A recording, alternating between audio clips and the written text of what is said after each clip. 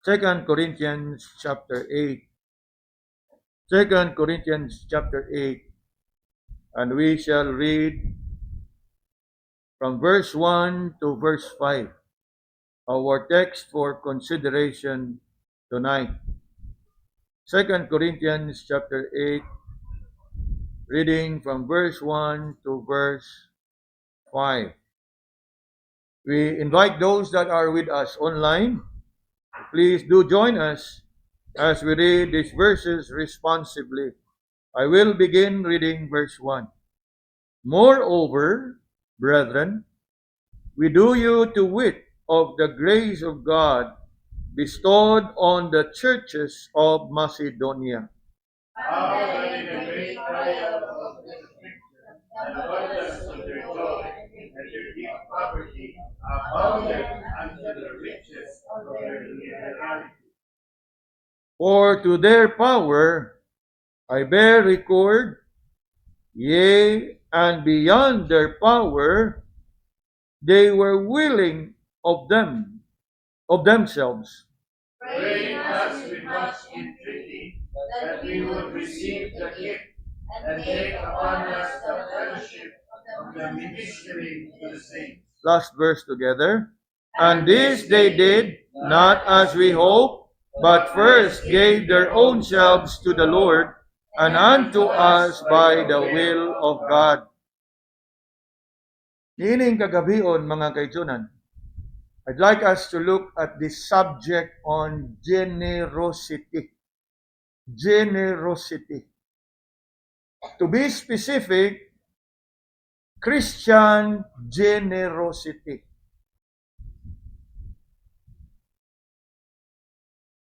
We are familiar with the word generous.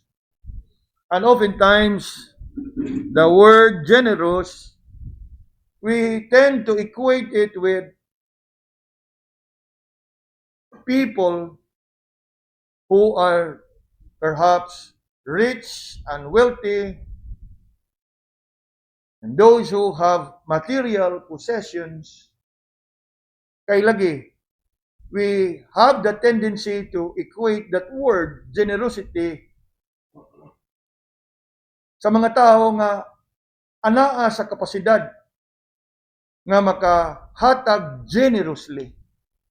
Apan ining kagabion, mga kaijunan, I want us to look at our text and learn and realize that you don't have to be rich and wealthy in order for you to be generous. And that is why I titled today's or tonight's study and message, Lessons on Christian Generosity.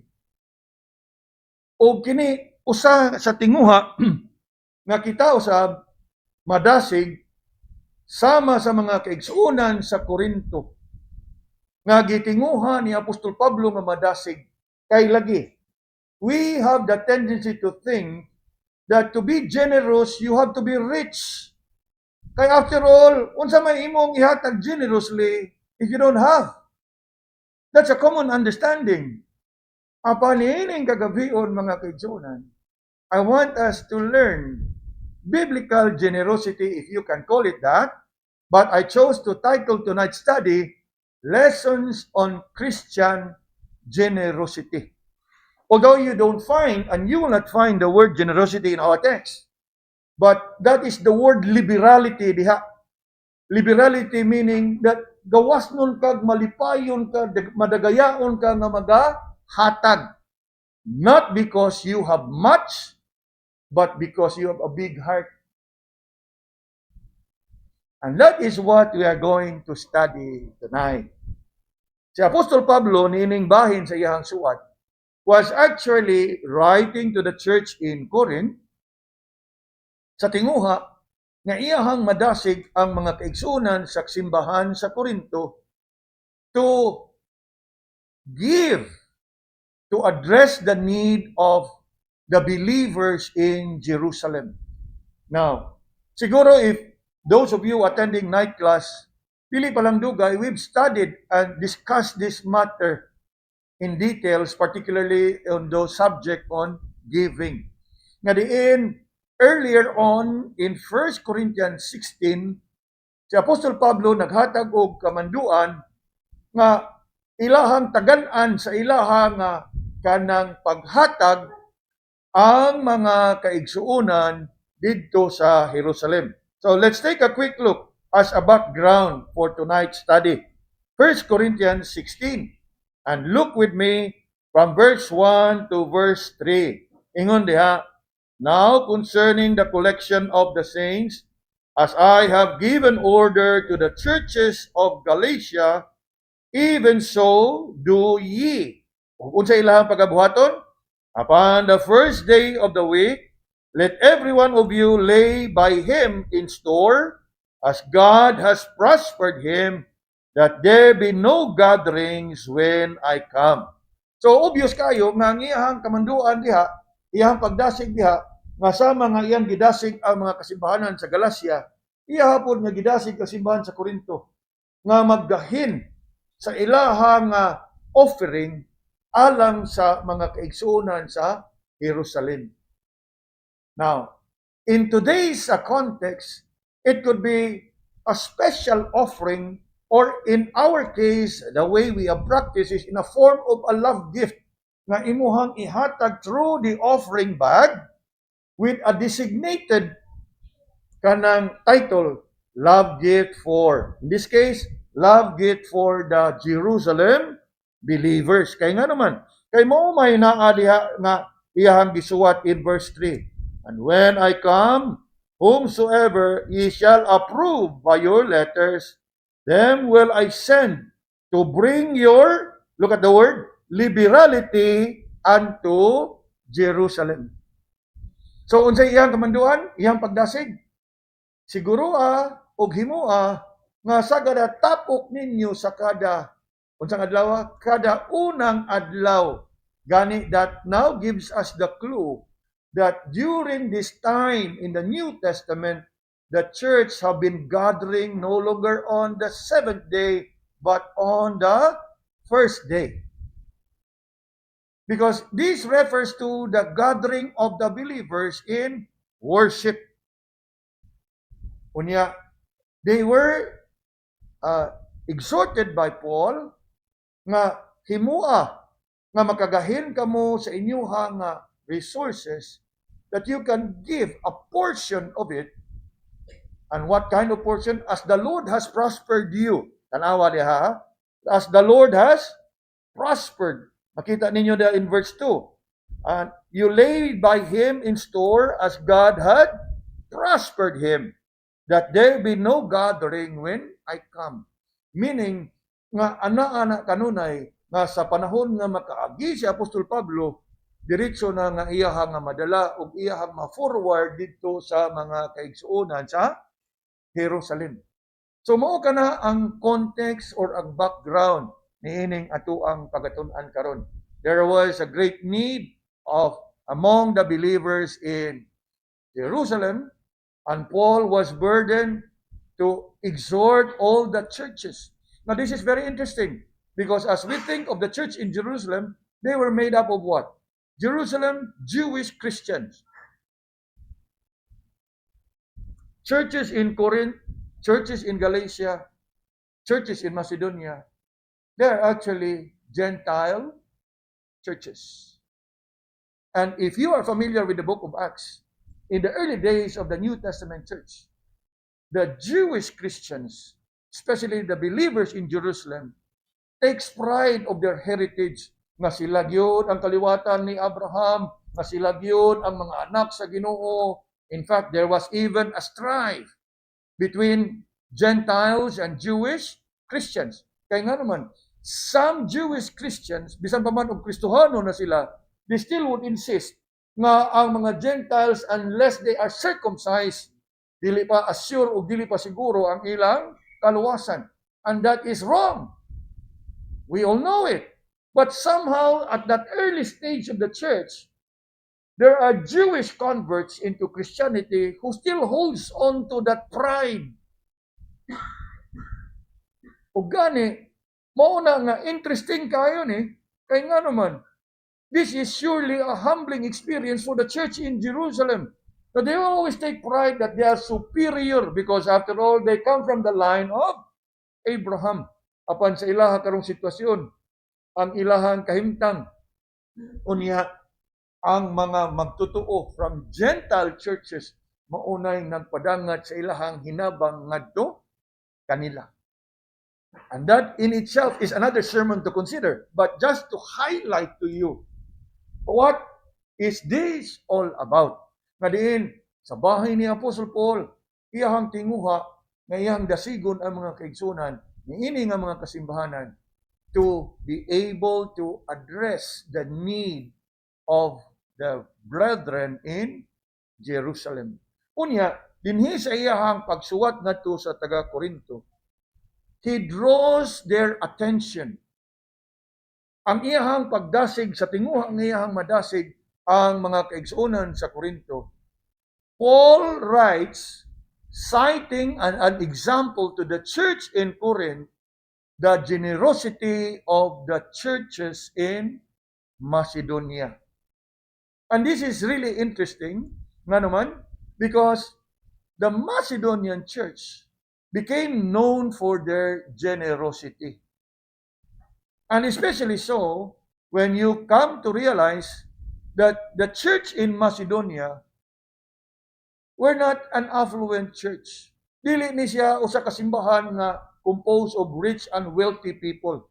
In fact, you would come to realize that the members of the church were not rich and famous. And yet, they became known for their generosity. Ug mao na ato ang katunon ni ining kagabhion. Ug as we look at this, it is my prayer nga kita usab mabuka ba atong mata.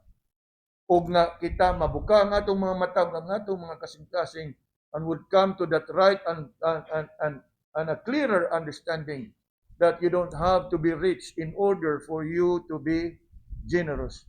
You may not be able to give as much as rich people do. But there are times that poor people can be more generous than rich people. And that is what I want us to learn tonight. Upon looking closely at our text, I want us to consider these precious lessons about Christian generosity. Now look with me now at our text, 2 Corinthians chapter 8 and verse 1. Ingon siya diha, moreover, brethren, we do you to wit of the grace of God bestowed on the churches of Macedonia. Nga naman, what is it all about? Nga iyahang tudlo ang mga kaigsuonan sa Korinto ngadto sa kasimbahanan sa Macedonia. Verse 2, how that in a great trial of affliction, the abundance of their joy, and in their poverty abounded unto the riches of their liberality. Nakita na to?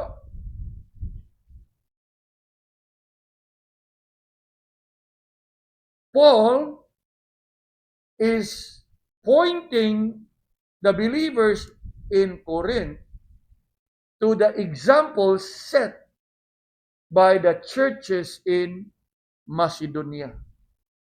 Ug unsa man nga mga example nga gipakita ni Apostol Pablo ngadto sa mga kaigsunan sa Korinto. Look closely at verse 2. How that in a great trial of affliction. Sa ato pa, naa sila sa grabe nga pagsuway. It's not just ordinary trial, but great trial. And what makes it even more complicated? Great trial of affliction. Apan bisan pa man naa sila ana nga kahimtang sa ilahang sitwasyon, look at the next word, the abundance of their joy. So bisan sa ilahang kahimtang, ug unsa ang ilahang kahimtang? Great trial of affliction, abunda ang ilahang kalipay. Now, agisgot ganita giving ug naa bitaw ta solution, apiki man kay kurong brad. Pass lang sa ako. Humanly speaking, true? But you look at the church in Macedonia. In their great trial of affliction, they have abundance of joy. Now, siguro in the eyes of the world, wow, impressive. Now, of course, please understand that as we think about all these Christian virtues, we should not be using that kind of words to describe. Impressive. We would rather use, wow, encouraging. Because every time nga atuang dasigon o we want to describe somebody, sayri, that we don't do all these things to impress. We do all these things to please God, to glorify God. Although in the eyes of the wow, impressive. Be it as it may, apan alang kanato, we are to look at it in such a way that we must look at it as to how the Lord works diha sa ilahang mga kinabuhi. Ngano man, kay kung atong lantawon, kining tanan nga ilahang nahimo, unsa ilang nahimo, ingon diha, in great trial of affliction, the abundance of their joy, unya ang ikaduha, tanawa ang ikaduha, ha? And in their deep poverty, the word deep diha, grabe nga kapobrehon, grabe nga kawadon, unya, unsay ilang gibuhat, bisan na sila grabe nga kawadon, they have what? Abounded unto the riches of their liberality. Unsa ito makita diha? Nga wa nahimong babag ang ilang kakabus o kapobre nga dili sila makahatag. Gani, wala mahimong babag ang ilang kakabus o kapobre nga dili sila makahatag generously.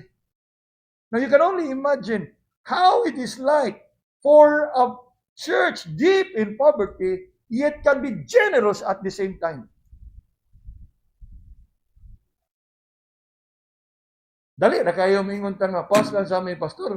Kato na siguro dito kay murag dako-dako na to sila nga simbahan. Pas lang sa amin dinhi kay needy pasad ni. Isn't it true? But if you really wanted to learn Christian generosity, yes, one thing we can learn here is you don't have to be rich and wealthy in order for you to be generous. Gani mga kaigsunan, I don't know about you, pero mas nakita nako in all my pastoral experiences na I can see nga ang katong medyo dili kayo ingon pa nato nga medyo dili kayo ingon nga angat sa kinabuhi, mas maopay generous or cheerful giver kaysa kato, some people who are rich and wealthy, they can only give a portion of their wealth. Pero ang katong naa bitaw, mura ba gi-appreciate gid nila nga kining tanan panalangin ni gikan sa Ginoo, ako ibalik ni siya sa buluhaton sa Ginoo.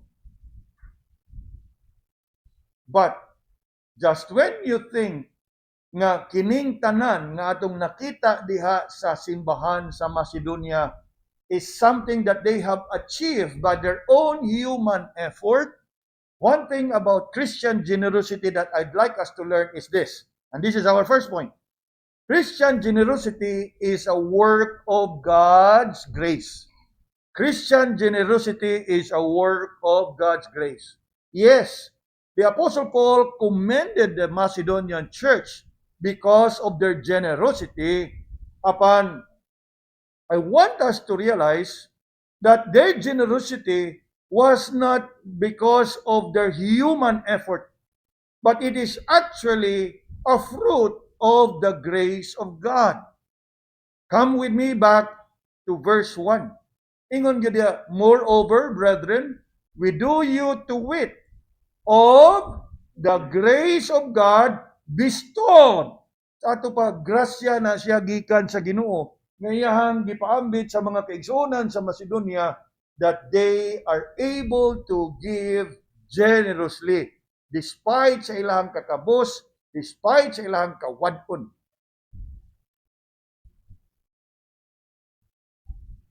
The Macedonians' generosity in giving for the saints in Jerusalem was not a mere human effort, but rather it is the working of God's grace in their lives.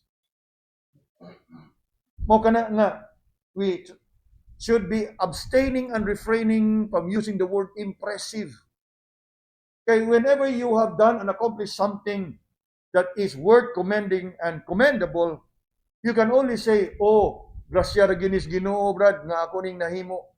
Wa nindot kayo imong pagkanta. Nindot kayo ang imuhang pagbasa. You can only say, by the grace of God. Like the Apostle Paul, he also say, by the grace of God, I am what? I am. And that is what he wrote here. He may have used the Macedonian believers as an example, but he never commended them as if it was their natural effort. It is because of the grace of God that was bestowed upon them. Some hagyapon, if you are able to sing well, if you are able to preach well, if you are able to serve well, even when people would tell you, impressive, be careful. Salamat sa Ginoo because it is all by His grace. Yes, we are too familiar with the grace of God. And as we think of the grace of God, we think of God's saving grace. We think of God's sustaining grace. We think of God's all-sufficient grace. True. The very same grace of God works in our hearts in that we, whether you like to admit it or not, we, human as we are born by nature selfish. But it is the grace of God that transforms selfish or greedy people to becoming generous people. In our natural state, human are not naturally generous. Dili tamang hinatagon. In fact, our natural tendency as part of our sinful and fallen nature is that we are more towards grabbing for ourselves rather than giving. We are more on acquiring rather than sharing. We are more towards hoarding rather than spreading. Because man by nature is self-centered. Kanunay gyud ang galingon mo giuna diha sa iyahang kasing-kasing, diha sa iyahang hunahuna. Sa ako nang gingon, whether you like to admit it or not, we are all selfish, greedy people. Nga, kung ugaling sa imuha karong pagka-Kristohanon na himo nimo nga manghinatagon ka, it is not your doing. It is the grace of God that is bestowed upon you. In fact, even after we are converted, it takes some time to develop this grace of giving. Again, whether you like to admit it or not, in fact, there are even some na taod-taod na nga Kristohanon, and yet, wa pagyapon magkat-on how to be a generous giver. Even after we are converted, we love to hear that God will bless us. After all, mga anak na gud niya. But there are times that we don't want to hear about what to do with those blessings. Kana bang naagyapon ang tendency nga, Lord, salamat nga i-bless me, pero ayaw namig manduay kung saan na mo pagamit ang imong blessing. Daghan gyapon ta nga ingon ana. We always pray and ask for God's blessing, but how do we use God's blessing? sa mga butang ba nga makahimaya sa Ginoo? Nganuman, somehow naagihapon ang ato ang old sinful nature nga ako ning blessing. I deserve, how would I spend it? I deserve, how would I enjoy it? Ako'y magbuot. And that is not Christian generosity. Siguro mayon na ito niya, Christian magali na, di na Christian generosity. Yes. Even after we are converted, we love to hear that God will bless us, but we don't want to hear about what to do with those blessings. That it is only by the grace of God nga maglihok diha sa imong kinabuhi, that in due time, ang imong kasing-kasing would be transformed. That from a once greedy heart, you become generous. And this is what we can see exemplified in the Macedonian church. Sa ato ang nakita kaganiha, how the Apostle Paul cited that example, that in great trial of affliction, the abundance of their joy.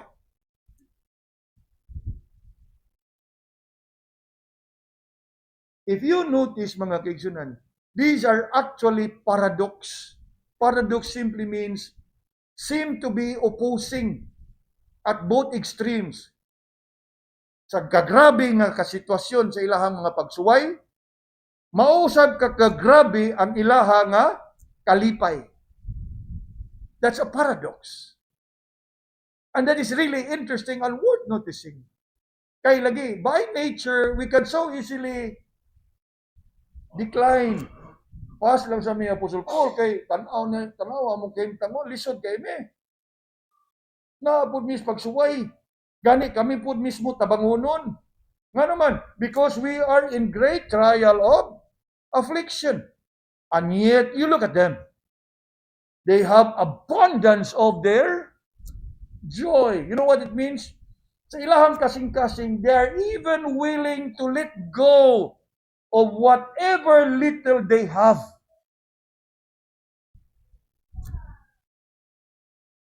Oftentimes, kita mismo sa itong kasing-kasing, makaingon, mao na lang gani ni at kapag yun yung ihatag.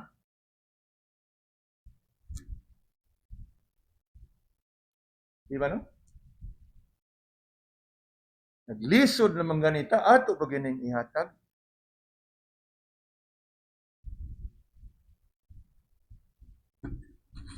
Yes, we may be familiar with such a kind of sentiment, but not the churches in Macedonia. Unya, ang ikaduha pag yun diha, kaningon, they were deep in their poverty. Naa sila sa kagrabe nga kakabos. Unya, a paradox, both extremes, deep in poverty, but you look at them, abounded unto the riches of their liberality. Now, ug ato bang tutukan pag-ayo ang word na gigamit ni Paul. Naa sila sa kakabos. Pero unsa nga matang sa kakabos? Grabe nga kakabos. In other words, Paul here used some kind of a superlative. Deep poverty. Dili lang kapobrehon, pero grabe nga kapobrehon. In fact, that word there, deep poverty, also means extreme poverty. But just as they are in extreme poverty, they are also in extreme in their generosity. Nga naman, kay on the other side, ingon diha, in their deep poverty, they abounded in the riches of their liberality. Siguro, the most that we can think of, kung ugaling naataaning sitwasyon na, and there is a need that we need to address, the need of other believers in other churches. The most siguro out of courtesy, Pastor, Medyo apiki man gyud ron, pero ato lang ni hayatag kanilang. But that is not what we see in the Macedonian church. Because they have abounded richly in their liberality. Asam lagikan. That means that they are ready and willing to let go even of the little that they have. Kana bitang sitwasyon nga imo na lang ihungit pero imo pang ihatag sa lain. Mao ni siya.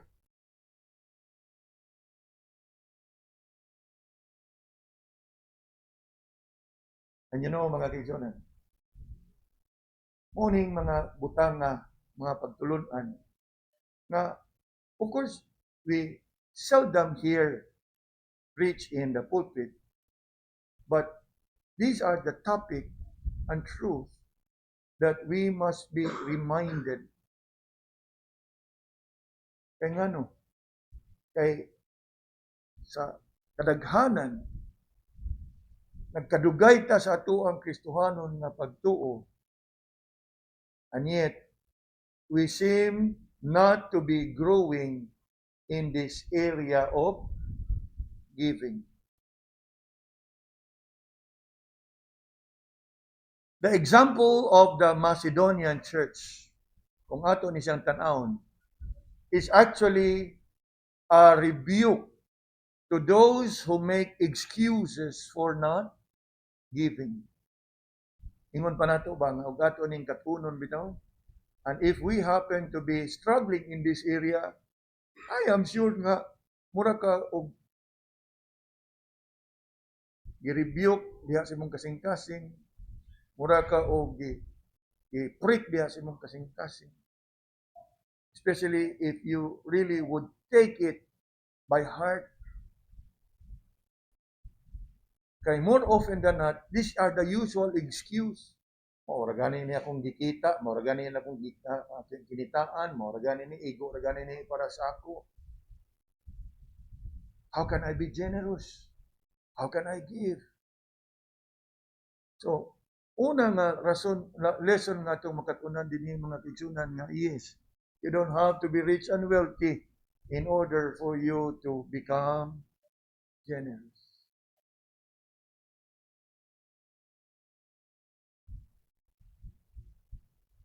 Despite the severe test of affliction, sila padayon gyapon nga malipayon nga naghatag. And in their deep poverty, it did not hinder them to give generously. So Christian generosity is a work of God's grace. Ikaduha mga kigsunan, coming down to verse 3. For to their power I bear record, yea, and beyond their power, they were willing of themselves.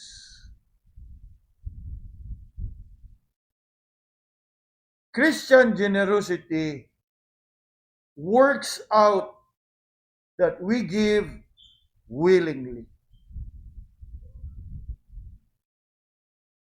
Si Apostol Pablo niining tumura, samtang nga iyahang nga gigamit nga ehemplo ang kasimbahanan sa Macedonia,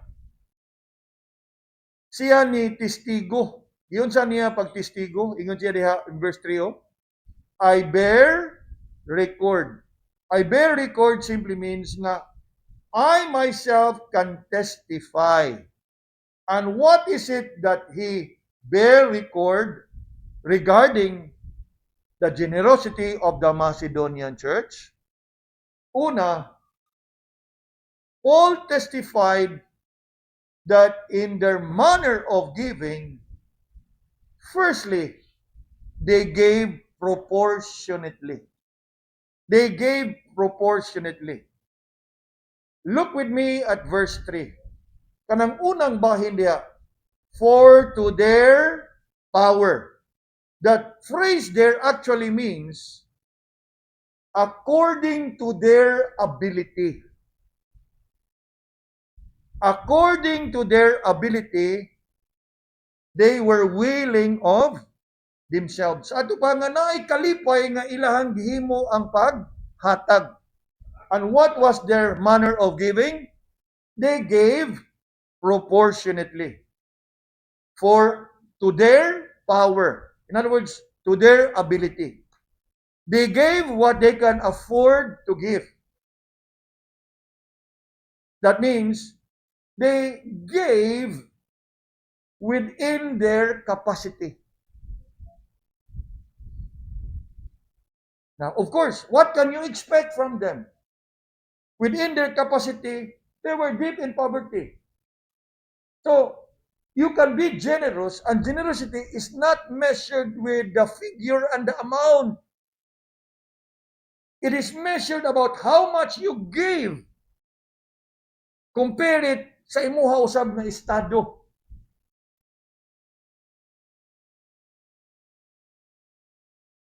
And that is what Paul testified. They gave according to their ability to give. They gave what they could afford to give. Meaning, they gave within their capacity. And this is the New Testament pattern of giving. Nga diin, as Paul would often write, as the Lord has prospered you.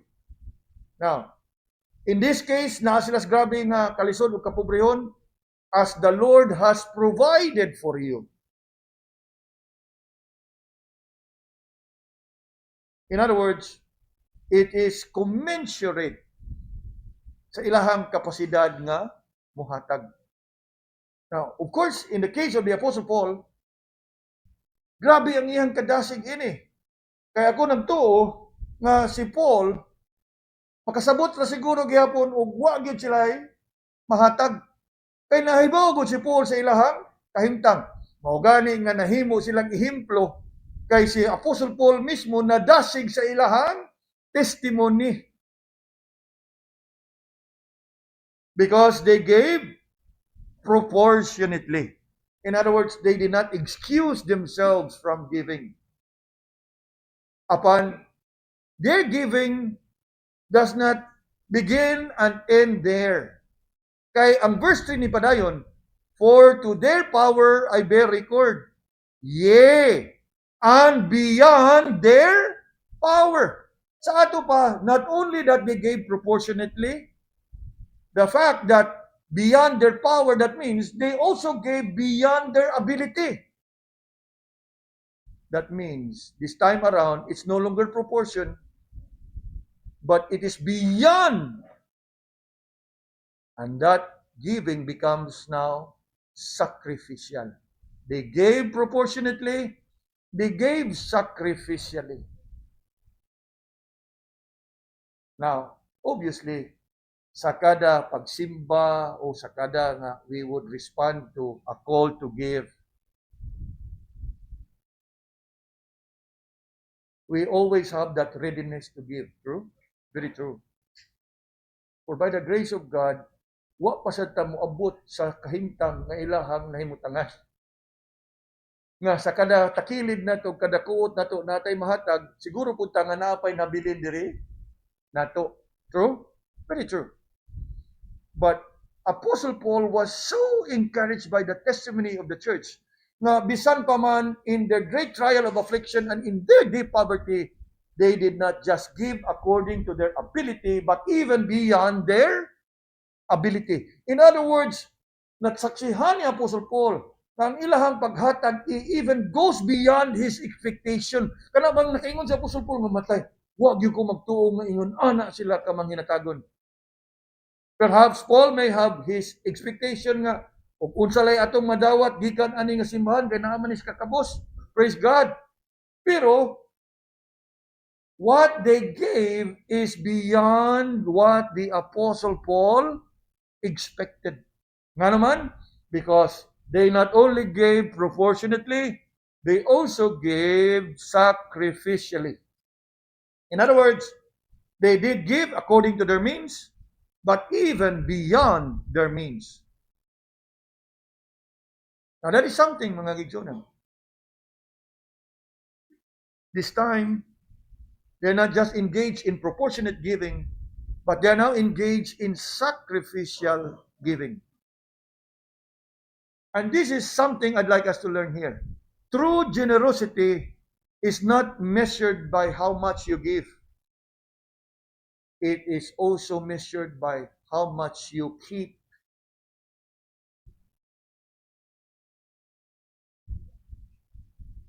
Ug mao na nga sa ako ang gingon kaniha, a poor man can never give more than a rich man, but a poor man can be more generous than a rich man. Butang nato ang kabus nihatag og 100, pero kanang 100 mao na ginaiyahang kwarta. Ang dato nihatag og 1,000, pero ang dato milyon-milyon ang kwarta. So who is generous between the two? Ako nang gingon, true generosity is not measured by the amount you give, but also measured by the amount you hold back and keep. Remember the widows with his 2 mites? Now, atong ablihan ng atong mga Biblia diha mga bigs. Ato ning katunon. Kay usahay kita mismo na taani nga excuse, na taani nga alibay. Sila lang ana kay cheerful giver man na sila. And we have that mentality and tendency nga generous ug cheerful giver mga dato. Now, sa tinud-anay lang ang generous ug cheerful giver is not much about the rich and the wealthy, but those who really have experienced the goodness of God despite their poverty. So, I hope na ato ning katunon. Magoy trabaho, jobless man ko, why can I give? No excuse. Bisan pa man siguro, og naa ka na nga sitwasyon, you are unemployed, you are jobless, and you're not earning. But I am sure the Lord has been providing for you sa kada adlaw. Why can you not set aside a portion of it nga imong ibalik ngadto sa Ginoo? Now, tanaw nato ni, interesting gani siya nga kuan. I'm sure you're familiar with this, but siguro wa lang gyud nato mapamalandongi pa kayo. Mark chapter 12. Mark chapter 12, and look with me at verse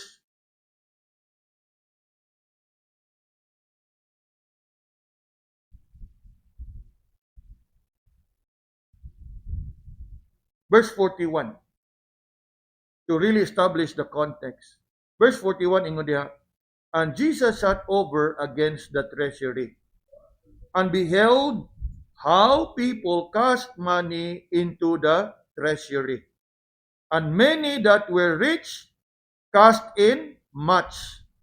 And there came a certain poor widow, and she threw in 2 mites, which make a farthing. Naingon tag 2 mites, og sa tuwa pa para masabtan lang ginato, 2 ka sentimos. And he called unto him his disciples, 43,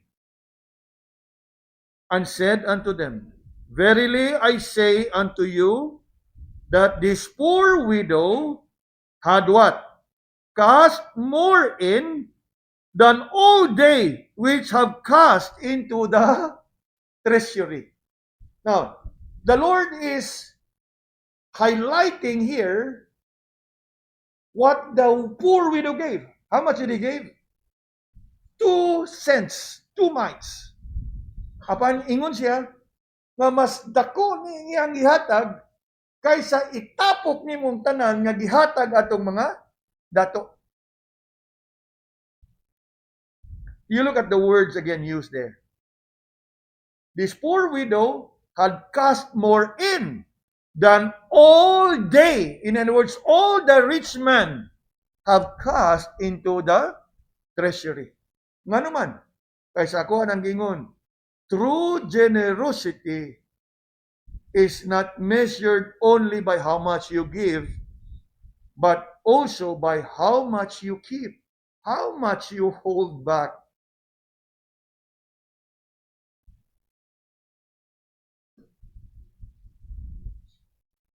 While the rich gave out of their abundance, the widow gave her all. Now, reflect upon that. When was the last time that we have given unto the Lord that kind of giving? Again, sa ako nangingon, this is not about figure and amount involved. Talagang sa mga sitwasyon nga wa na gid ka, pero you just want to honor the Lord, you just want to worship the Lord, and you trust the Lord to provide nga ang habilin diha nimo, imo pag yung gihatag. When was the last time? Dali na kay ta mo give in. Apas na sa salon, gawa na gid makaon na ni gato pag yun ning tuan. Nang na gid ani. True? Now, again, I thought of studying this with you tonight for the purpose nga madasig ta. Dili man ipinugsanay, pero this is the lesson I want us to learn. Nga diha sa inyong kising-kasing, diha sa inyong kanibuhi with much prayer. Kay kung naata ani nga focus og ani nga nakaton ta ani, malisen ang atong priority sa luho sa kalibutan. Kay ma-focus naman ka, akong himayaon ang Ginoo ni ining tanan. After all, kini nga panalangin, ako ning gamiton sa mga butang nga makahimaya kaniya. Rather than pleasing myself and bringing comfort and pampering myself.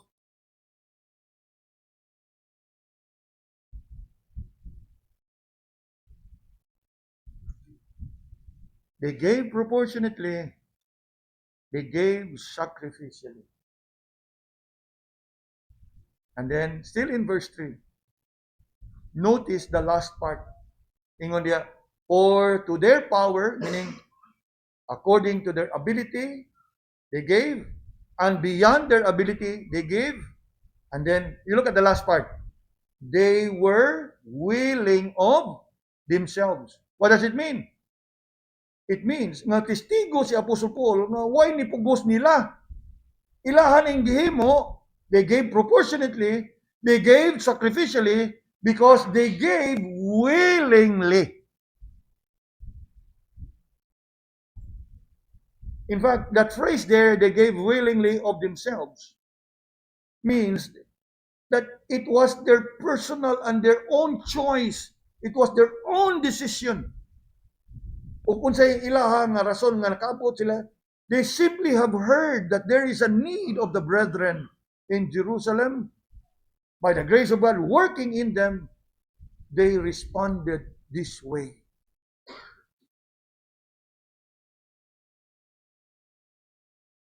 Mo kana nga ingon si Apostle Paul, I bear record, makatestigo ko. Nga naman, kay siya mismo did not impose it upon them that they should give. He simply exhorted them. He simply shared with them sa panginahanglanon sa mga kaigsuonan dito.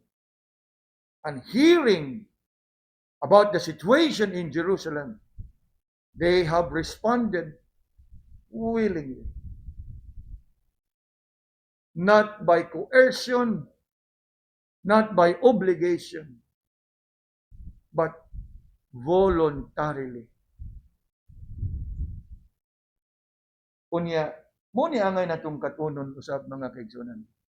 You know, every time the church gives, it must be given willingly.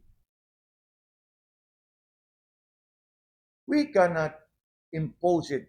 I, as a pastor, I cannot impose it upon you to give. Labaw na nga, I cannot impose upon you o pilay inyong hatag.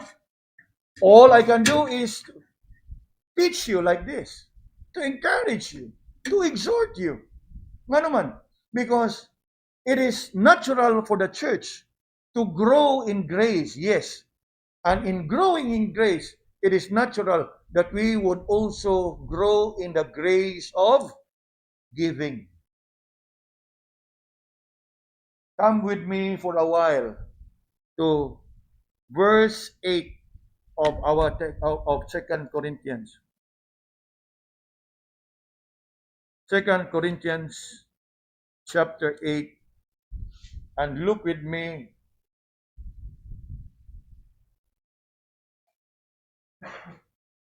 in verse 7. Verse 7. Tanawa ang sa giingon ni Paul diha.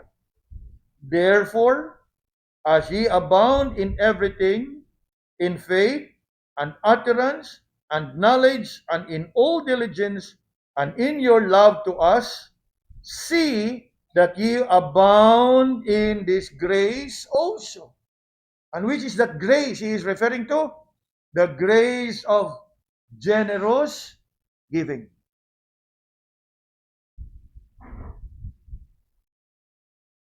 Sa akong bahin, I can only teach. I can only preach. I can only exhort. I can only encourage you. Kaya nga naman, ang kamaturan mo ni, Christian generosity overflows by inward expulsion. Inward expulsion meaning na nagagikan gyud imong kasing-kasing. Nga gidasig yung kagihikap kadias balang espiritu. Not by outward compulsion. Dili pinaagi sa mga pagpamugos. You know, in some churches, ilahagi ninyo, Brad, mura gi-bless ka pag-ayos, Ginoo, pilay mo. Usa ka pligo nga sin. Imo, Brad, usa ka sakong bugas. You know, it becomes one. Compulsion. In some churches, it is practiced. But we don't practice it here. Because it's not biblical. Brad, murag kadaog magka-bidding sa flood control. Okay. O ni imo, sin o simento, pila ka sako imo, Brad. Kana bang tupu-tupuon ka sa ubang mga simunyang uban po? O sige lang, okay pastor. Naunsa na hinoon eh. Now, it's not by the working of the grace of God in your heart. Yes. I don't know about you, but I know it's a common practice in many churches, in many denominations. Na tay church building nanginhanglan tag extension sa tong toilet mao ni kinsay gustong mo pledge. Now what happens to the principle of giving proportionately within your ability? You know, you cannot give what you don't have.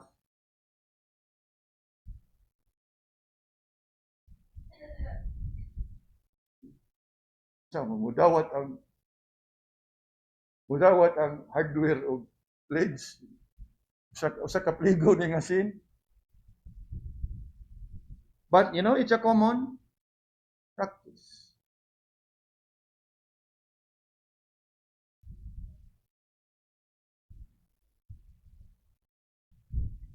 It has to come natural as an outworking of the grace of God that is working in each of your hearts. Sa ako nang ingon, it is by inward expulsion, that outburst of the grace of God.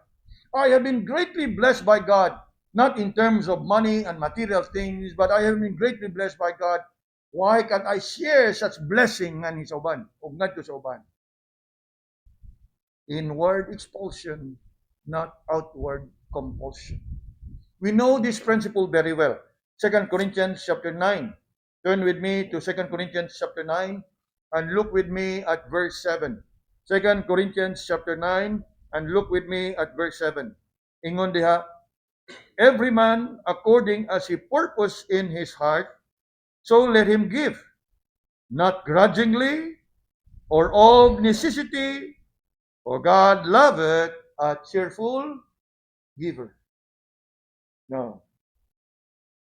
Butang na itong pananglit. You know, in some churches, it is a common practice. Brad, sabi mo ha, kabilya o kahoy. Imo, Brad. Ang panawgon bitaw, attorney, engineer, doc, madam. And so what? Out of fear to be embarrassed, unsa may reply sa mga kanang gipang takdo o gipang tawag. May ano lang po nga, larga. So, pero bugat sa kasing-kasing. Because give them some time to purpose it in his heart. Not out of necessity or of compulsion. Nga imo na yung we don't do that here. We can only call upon everyone. Even if like na mga tapok-tapok na to, we bring some food. The most that we can encourage is, God, unsa kay pwede nimong mada, unsa pwede nga kuan. But we cannot impose it on you nga. Nang dakang dessert ka sa? Nang you don't. It must come natural. Nga kung ikaw sa mo feel ka nga kabahin ka ani nga simbahan, you should do your part.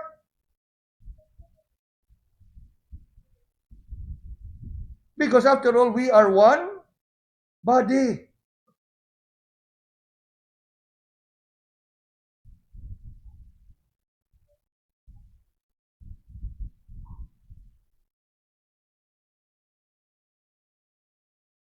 Coming down to verse 4 and 5.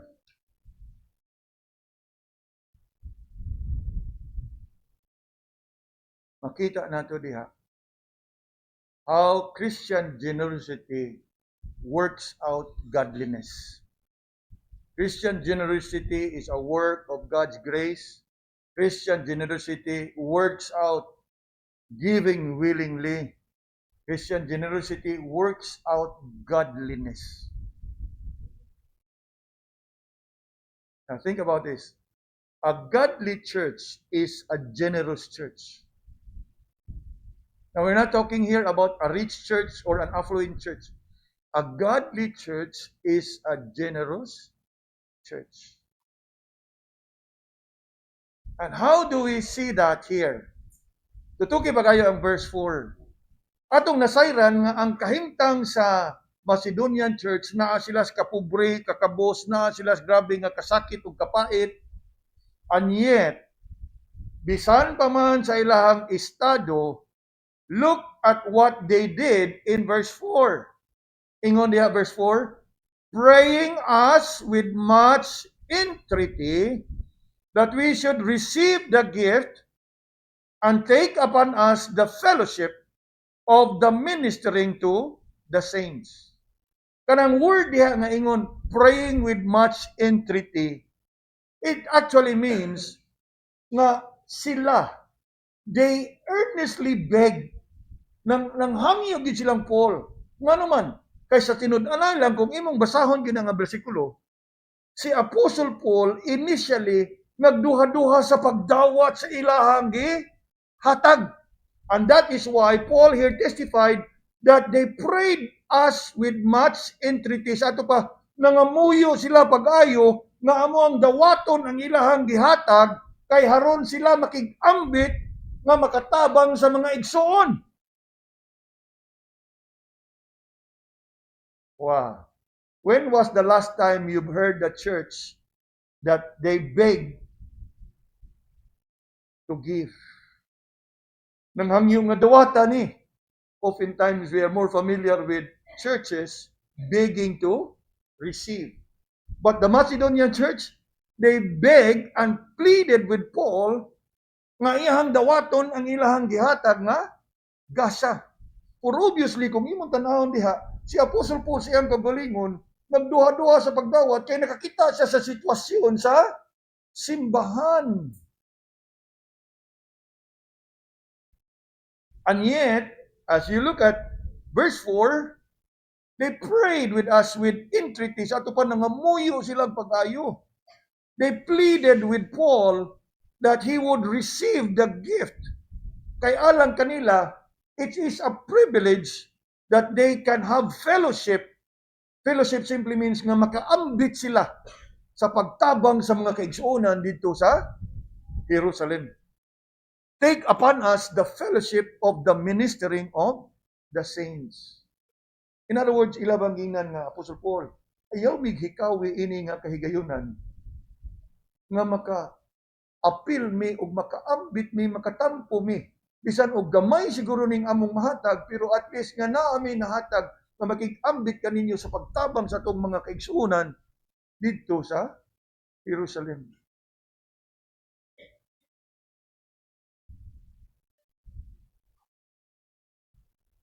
And indeed, it is something really encouraging, for we are more familiar with people or churches begging and pleading for some assistance or help rather than pleading and begging that they can be of help. And somehow it reminds us of what we read also in Acts 20 verse 38. It is more blessed to give than to receive. Praying with us with entreaty. Ang word bitaw nga entreaty, nangamuyo, nanghangyo. And somehow, mga kaigsunan, mao na nga si Apostle Paul, wag yun makapugong siyang kagalingon, nga iya yung gigamit nga ehemplo ang simbahan sa Macedonia ngadto sa simbahan sa Corinto. Unya, kung ato pag yung ning isipon, I did mention a while ago that Macedonian church is a Gentile church. And they are extending help and assistance to the Jewish believers in Jerusalem. Few things I want us to consider. They gave generously to benefit people or believers in another city or in another place. What else? They gave to benefit the saints that in all probability they have not personally met. Ikatulo, they gave generously to benefit the saints of a different ethnicity. Remember, I've cited a while ago, Gentiles, Jews, which in the early part of the New Testament church, there was that animosity between them. The Jewish Christians have the tendency to look down, to consider the Gentiles as second-class Christians because they take pride in their heritage. We come from the line of Abraham. In fact, the Apostle Paul would have to deal with that issue when he wrote his letter to the Galatians. Whether you are a Jew or a Gentile, as long as you are in Christ, you belong to the seed of Abraham. Kaya nga naman, Hudiyo, sa ilahang panahon, mapasigarbuhon. And in fact, usa sa rason nga akong nakita ni God has a purpose to humble down His Jewish people, receiving aid, assistance, gikan from Gentile believers. But, one thing atong nakita is, yes, Christian generosity works out godliness. And not only that, it works out that fellowship, ang pakig-ambit, anang gitawag pa nato sa Binisaya, pakig-sandurot, pakig-inunungay. That is what it means. Notice also in verse 5, how they are able to do all these things. Look with me at verse 5. And this they did, not as we hope. When Paul here said, and this they did not as we hope, simply means nga, they did it beyond our expectation. Wa gyud ko magdahong nga ilaning buhaton o ilahaning mahimo. That is what it means. And this they did not as we hope. And the reason is, but first gave their own selves to the Lord and unto us by the will of God. So, nakita nato diha how the Apostle Paul laid down ang gamot o tinubda ni ining tanan. How is it that in their great trial of affliction, they have that joy? In their deep poverty, they have that abundance of their generosity. Nga naman? Because, una sa tanan, look again in verse 5. Una sa tanan, unsa ilang himo? They first gave their own selves to the Lord. Naa diha ang Yahweh, mga kaigsunan. Unless you are totally yielded and surrendered to the Lord, you will not be able to do such as what the Macedonian church did.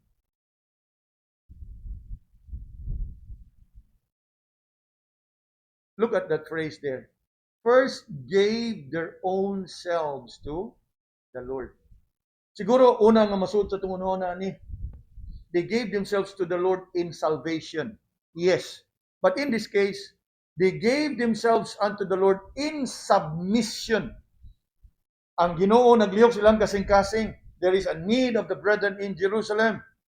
They, out of the working of God's grace, they have willingly gave. Why?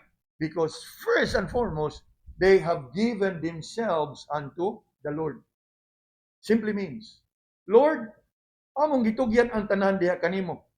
Amo ning ihatag ang tanan that we have, trusting na ikaw po would look after us and take care and provide for us. Mauna siya ang Yahweh.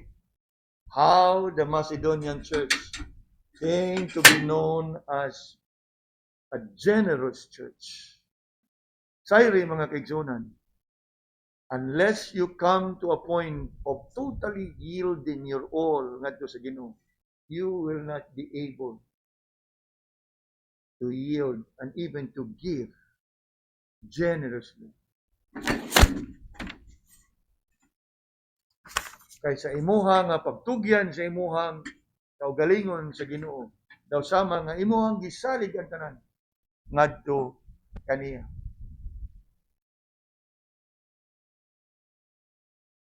Ug naa diri ang dako nga struggle. Ngano man. You know, in the Bible, sa ganiha lang, we have learned the example of the widow and his 2 mites. That was a good example.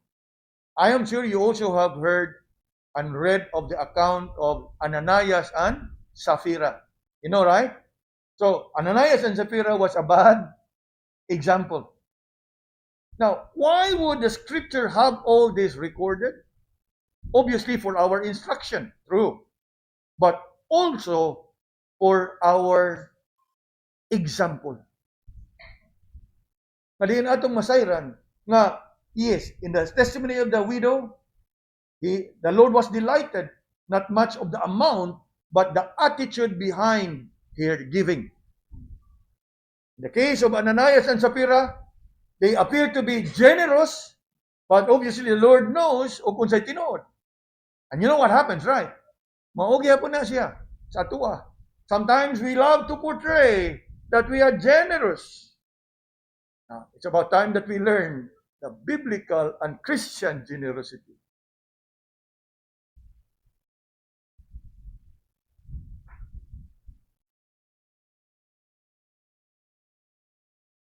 That you cannot project, you cannot act out this generosity. As Paul here said, the Macedonian church were able to give in such a way because first and foremost, they gave themselves to the Lord. Kunya, come with me now to the last part of verse 5. They gave themselves unto the Lord, and then the last part, and unto us by the will of God. They gave themselves to the Lord and to us by the will of God. Kung atong mahinumduman, there were some in the church of Corinth that questioned and attacked Paul's calling, question and attack Paul's character, question and attack Paul's credibility. In fact, one of the purposes that Paul wrote 2 Corinthians is to defend himself, defend his apostleship. And in here, he continued to do so. And in so doing, ihagyod nga gitistify o giproklamar that these people, they have given themselves first to God and unto us by the will of God. Meaning, iyaha nga gi-deklara o giproklamar nga kini nga mga kaigsunan ining mga kasimbahanan nakahimo sa paghatag una sa tanan because they give themselves to the Lord and they submitted themselves to us. In other words, ilahang gi-recognize si Apostle Paul nga kini si Apostle Paul, bisan pa man og daghan ang nag-challenge, question sa iyang apostleship, they have believed that this guy is called and chosen by God. Ug nga sila wa magduha-duha nga ilahang ihatag ngadto kang Apostle Paul ang ilahang nakolekta nga gasa nga ilahang gusto nga dad-o ni Apostol Pablo ngadto sa Jerusalem. And you know what that means? It simply means that the generosity of the Macedonian church did not just testify of their own generosity, but also affirms the ministry of the Apostle Paul. Nga somehow, they gave themselves to the Lord and they submitted themselves to the servants of the Lord. By way of testimony, mga kaigsoonan, ako mapasalamaton that all these years and all this time, for the past 21 years of the church, whenever and every time, I seldom bring matters to the church. But every time I share some burdens to the church, I can only thank the Lord for the good response of everyone. Every time I will share a burden. And the most recent one is that burden I've shared with you on October 1. Remember, Linog, September 30. September 1 prayer meeting. I shared with you that I'm praying that we can send ug unsay atong mahatag dito. I simply shared that on a prayer meeting Wednesday, October 1, a day after the Linog. And you know what?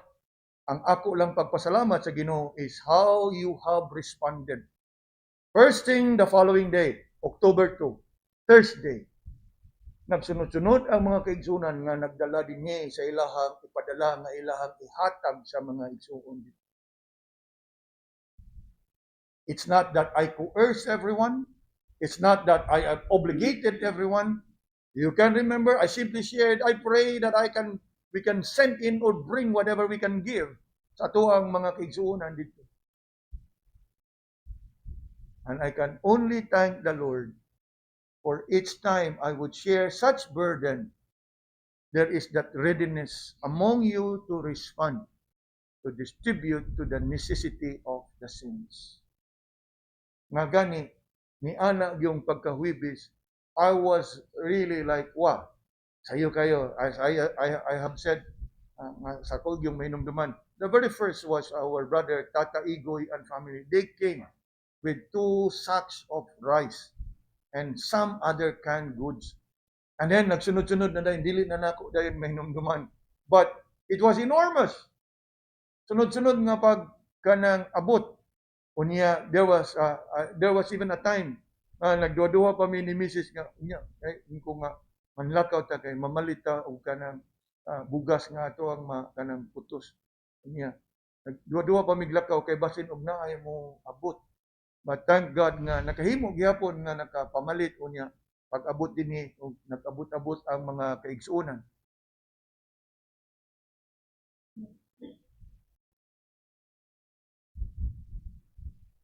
It's not because I have coerced you and obligated you sa paghatag. Because as far as I know, I only share that burden that I am praying that we can give. And thanks be unto God, the grace of God working in you, that you have responded generously sa maong need sa ato ang mga kaigsuonan. Nga diin, even God willing ugma, makapadapata dito. Nga naman, because of the enormous response, not only from among you, but even from brethren from afar. They have messaged us, how can we be of help? And obviously, the only means that they can think of is send some gifts, and that we have used to purchase and buy whatever nga ato ang mahatag o maapod-apod. Brothers and sisters, even friends from afar, have responded. Not that they are obligated, not that we have pleaded with them. Para sa uban, kanang gitawag bitaw og kanang solicitation letter o sa pagtawag. We don't do that. In fact, sa ako ang hinumduman, I only shared once, and that was during the prayer meeting.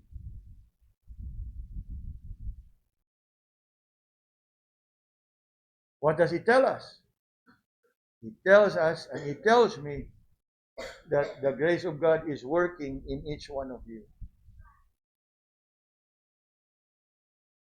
Dili kay ako mo'y nag-influensya, ako'y nag-ngampanya diha ninyo. I only shared my burden. And you all have responded. Glory be to God. This is not the first time. When Yolanda hit, same thing.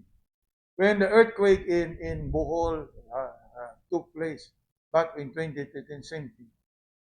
And in many occasions, when brethren go through some major medical procedures, operation, nginanglang medical assistance, I've always shared with you, and thanks be unto God, that you have responded. It's not for me, it's not for myself, but for brethren who are in need. Ug kana magpamatuod og ebidensya that the grace of God, yes, we may not be able to give as much as the rich and the wealthy, but thanks be unto God for that readiness sa ato ang kasing-kasing to give alang ni anang mga butana. Nga naman, because sa ato ang pagresponde sa ingon ni ana, not only that it is the work of God and the grace of God working in us, we are actually being worked out by God that we would also grow in godliness. Nga naman, dahil sa imo nga paghatag, you have cultivated in you what? A heart of compassion. That heart of looking at others, the welfare of others. That only means that you are no longer self-centered, but that you look at others even and consider their own welfare. Unya ako as a pastor, I can only praise God. I can only thank God. Ingon ni ana. And it is my prayer that we as a church, poor as we may be, may we continue to do so. And as I did mention to you, our church in Singapore have sent a huge amount nga ato apod unta nga magamit para sa tuwa. Then I told them, wala man kayo may madamage dinhi, pastor. Kani nga amount, o okay rin ninyo, o dili ninyo lainon, I'm going to forward it to the church in Bogo. Now, I need not mention the figure, but it's a huge amount. Apan ako silang gipasabot, I formally made it known to them. Naapektahan mislinog dinhi, pero dili ingon ana ka grabe kaysa Bogo. So, bisan pa man kay dili man gina pwede nga imong ikuan, himo kag mga lakang nga di silang mahibaw. I made it known to them. Kung okay ra gyud ninyo, with your approval, I will forward this gift to the church na magamit nila sa pagpabarog sa mga kabalayan, sa mga kaigsuunan dito. Then pastor asked, then what about you? Wa man siguro na grabe nga naapektahan sa linog dinhi. Ila dito kay nangakulak gyud lang mga balay, nangadaot gyud. Even ang ato ang simbahan dito kanunay pangakuan. So I can only thank the Lord nga sila po nilang i-consider. Kung yes, just give me the go signal and we will forward this amount to the church. Although in principle, they already have agreed, but I think after this, there's a team that will be coming in November and they will assess and even more. Mo na ilang katuyuan sa initially, ang ilang yung pagbisita dinhi is to follow up on our outreach in DOH o sa ato pagdasig nato dinhi. But since the earthquake happened, they have revised their kanang itinerary And Elder Ma thought nga maayo pod nga ilang mabisita ang simbahan dito sa ug mga kaigsunan nato sa Bugo ug sa tanan ko. Nga naman, I don't see any reason that we would hold that gift. Kay una sa tanan, by the grace of God, yes, dilinog ta dinhi pero dili man ingon ana nga kuan. And then ako po siya giingnan nga the church and the brethren are responding well.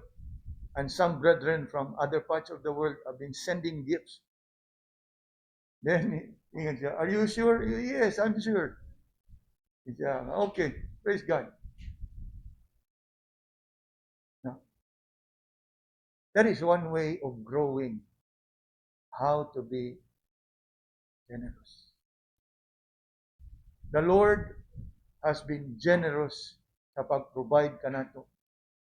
May we also learn to be generous in our giving to address the needs of others. And you know what? That is what Christian generosity is all about. As we seek to grow in our walk and in our service unto the Lord, let us not settle to be growing in knowledge in the Word of God, growing in other areas atong pagpangalagad. Siguro that you also grow and abound in the grace of giving.